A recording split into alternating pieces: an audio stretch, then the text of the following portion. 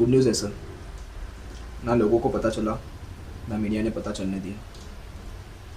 लोग सोच रहे कि ये 4 प्रोटेस्टर्स मेरी वजह से मारे गए। न्यूज़ रिपोर्ट में आया मौत का कारण provocative statements by Sonam Wangchuk resulting in violence.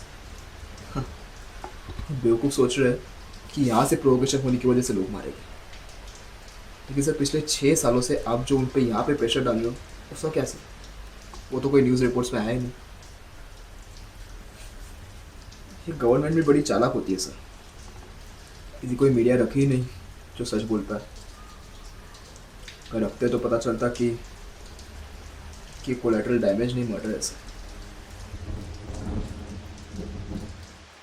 उन 4 लोगों की मौत के लिए तुम मुझे दोष दे रहे हो?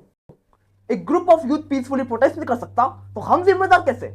ऐसे देश में कई वायलेंट प्रोटेस्ट होंगे, तुम हमेशा गवर्नमेंट पर दोष डालोगे।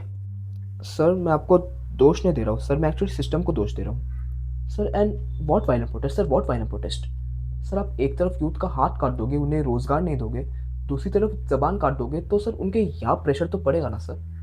सर उसके बावजूद भी वो पीसफुली प्रोटेस्ट कर रहे थे, आपने आकर उन पर टीयर गैस और फायरिंग चालू की। सर जो 4 लोग मारे गए उसमें से कारगिल का योद्धा भी था सर, जिसे ना चीन मार पाई थी ना पाकिस्तान। लेकिन सर आपने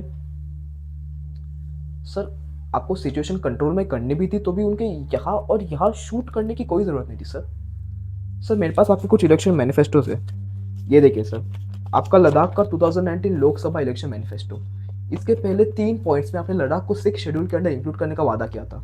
और सिर्फ एक बार नहीं सर, दूसरी बार भी 2020 के हिल काउंसिल इलेक्शन में भी आपका ये पहला एजेंडा था सर। सर 6 साल हो गए सर, लेकिन ना आप हमारी सुन रहे ना मीडिया किसी को सुनने दे रही सर। उल्टा हमें एक चाइनीज एजेंट, पाकिस्तानी एजेंट, पता नहीं क्या क्या बोला गया सर। सर कुछ तो गलत हो रहा है ना सर। मैं अपने इलेक्शन मैनिफेस्टो के अकॉर्डिंग नहीं चल सकता, but it's one of the largest economies in the world.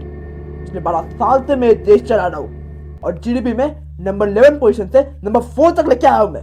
तुम्हारे लिए आर्टिकल 370 हटवाया मैंने। Sir what number 4 sir, what article 370? हम बेवकूफ़ सोचते रह गए कि वो हमारे लिए हटवाया था, लेकिन सर वो तो आपके बिजनेसमैन दोस्तों को हमारी ज़मीन देने के लिए था सर। इससे अच्छा तो हम जम्मू कश्मीर में ठीक थे सर। सर यहाँ पे हम जैसे साइंटिस्ट की कोई बात ही नहीं करता, एनवायरनमेंट की, गरीबी की कोई बात ही नहीं करता। बात करते तो सिर्फ आपके अमीर दोस्तों को और अमीर बनाने की, या फिर राजू और फरहान को आपस में लड़वाने की। सर यहाँ पे लोगों के बारे में नहीं सोचा जा रहा सर, यहाँ पे बस ये सोचा जा रहा है कि लोगों को अंधेरे में रख के उनसे बस वोट्स कैसे लिए जाए। अब तुम मुझे सिखाओ कि देश कैसे चलाते हैं। सर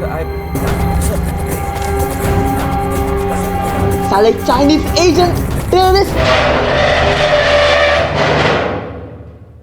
मैं सोचता हूं कि मेरे जेल में होना देश को ज्यादा जगाएगा मेरे बाहर होने से, क्योंकि देश नज़ारा देखेगा।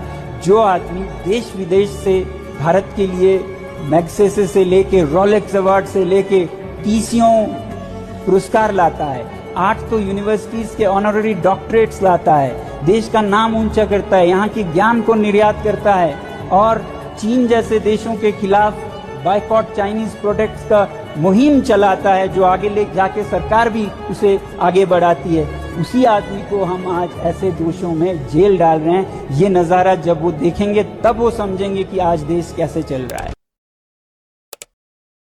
4 people dead and over 70 injured, prompting police to impose a curfew.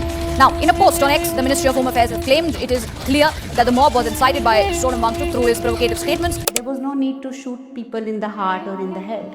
I would squarely put the blame on the way government handled it. जब आप युवाओं का एक तरफ जबान काटेंगे और लोकतंत्र ले जाएंगे, दूसरी तरफ हाथ काटेंगे, रोजगार नहीं देंगे, तो फिर वो तो बहुत गलत रास्तों पे उतर आएंगे। एक बार नहीं 2 बार हमें ये आश्वासन इलेक्शंस में, चुनाव में इस तरह के मैनिफेस्टो, घोषणा पत्र के जरिए भी दिया।